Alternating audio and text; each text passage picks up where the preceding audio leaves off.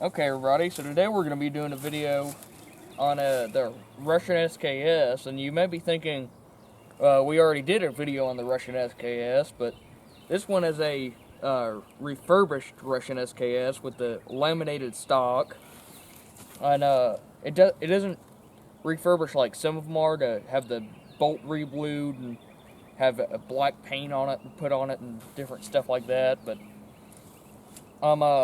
this one's made in 1950, and it's been refurbished. It's made by Tula. And it has the laminated stock. And the laminated stocks have this extra lug right here, which helps hold your lamination together better so it doesn't start splitting. And I didn't really talk about the production figures for the Russian SKS in our original video with our other one. So these were made from 1949 to 1958. There were about 2.7 million of these made. These didn't really see too much use in any wars.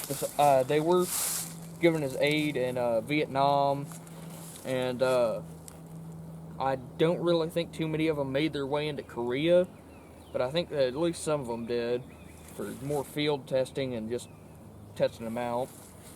But the Russian SKS was fairly quickly replaced by the AK, and the reason it was really made is because they were having problems getting stamped AKs into production.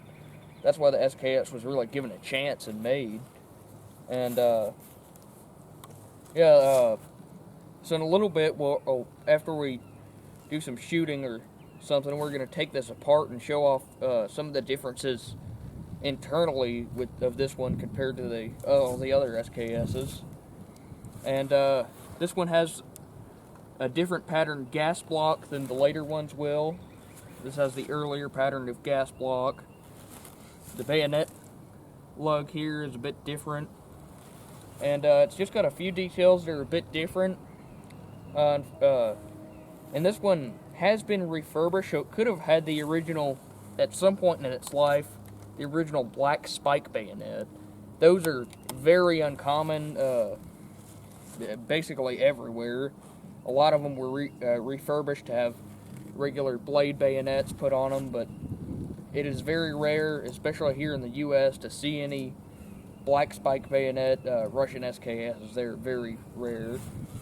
But, yeah, that's about all you can say about it. So, and one more thing about this one is it's all matching. So it doesn't really have the bolt carrier and the gas system hasn't been messed with at all. So let's get into shooting it some. Okay, we're gonna start off by firing a couple rounds.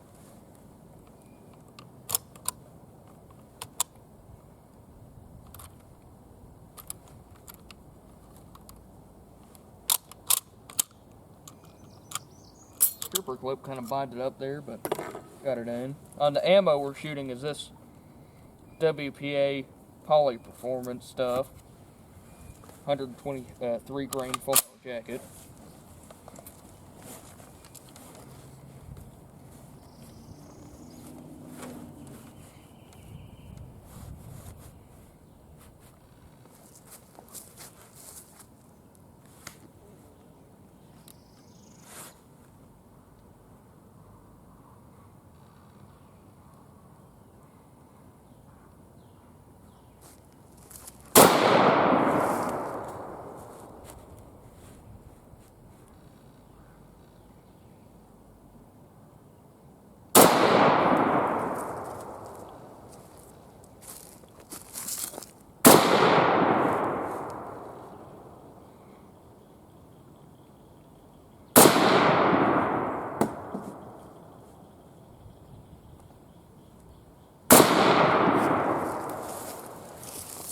So we're going to do that first 5-round group and check it out. That's our first group, and that's a really nice group, real tight. We might just need to bring it up some and to the left a little bit, but it's fairly close on there. That's a pretty good group. Alright, we're gonna fire a couple more rounds.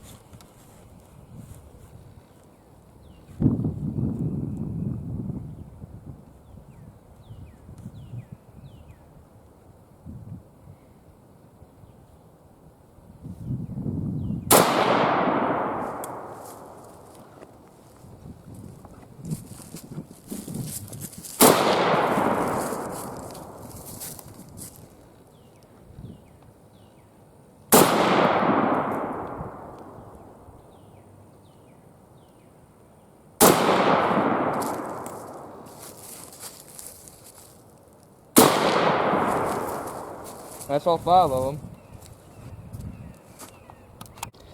This is the next group.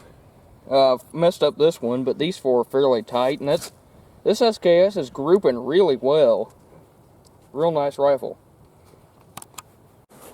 Okay, we're gonna load up and fire a couple more rounds. So far, this SKS has been the most accurate of them all.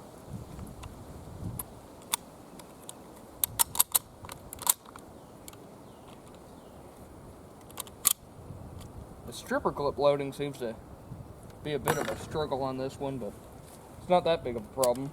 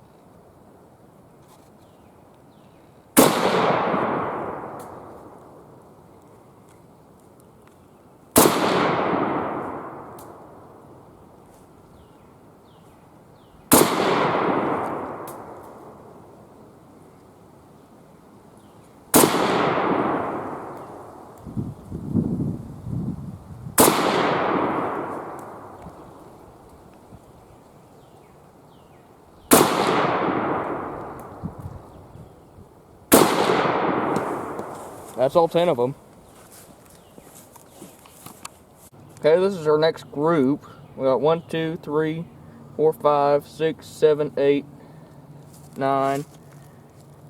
And that's a pretty good group. Alright, it looks like we're out of ammo.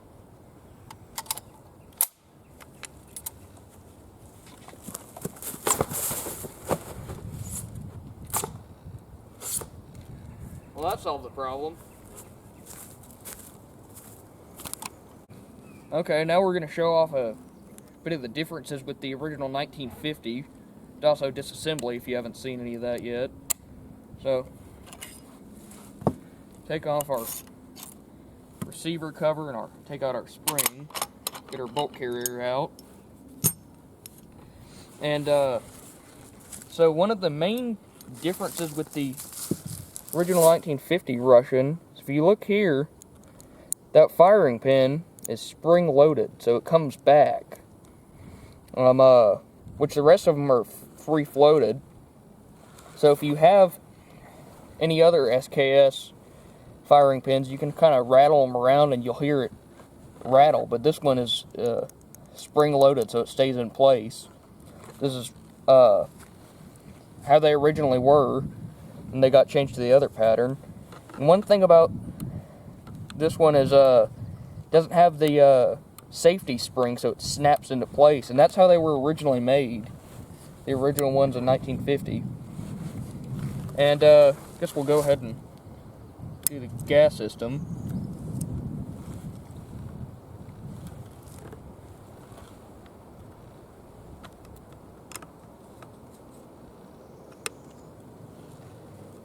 There we go. There aren't really any major differences with the gas system, but figured I'd just take it apart anyway. And your hand guard on your gas tube is also laminated. So I guess let's put it back together. And one thing about the Russians that's different from all the other patterns is the lever sticks out a bit on the gas block, so you can more easily get it with your finger if you need to.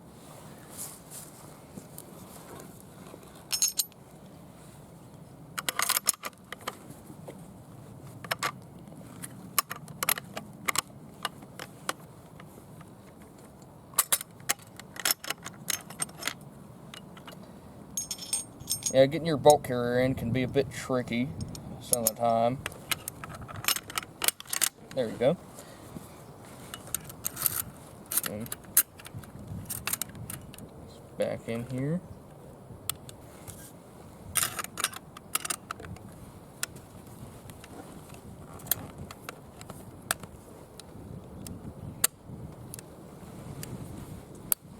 There we go. That's it back together.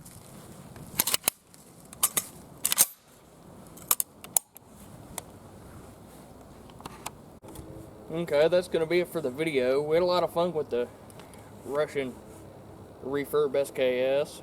This one is the best shooter out of all of ours, I'd say.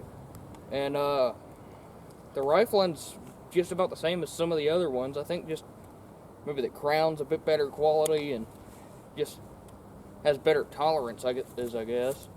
But this is a real nice SKS. Fairly interesting one. Got a lot of interesting history to it since it was refurbished. Interesting that it could have possibly had the original black spike bayonet somewhere back in its life. But this is a pretty nice SKS. And at some point in the future, we should have a video coming up with the rifles from the Axis powers of World War II. We're going to have that video coming up sometime soon. And until then, that's going to be the end of the video. Catch y'all on the next one.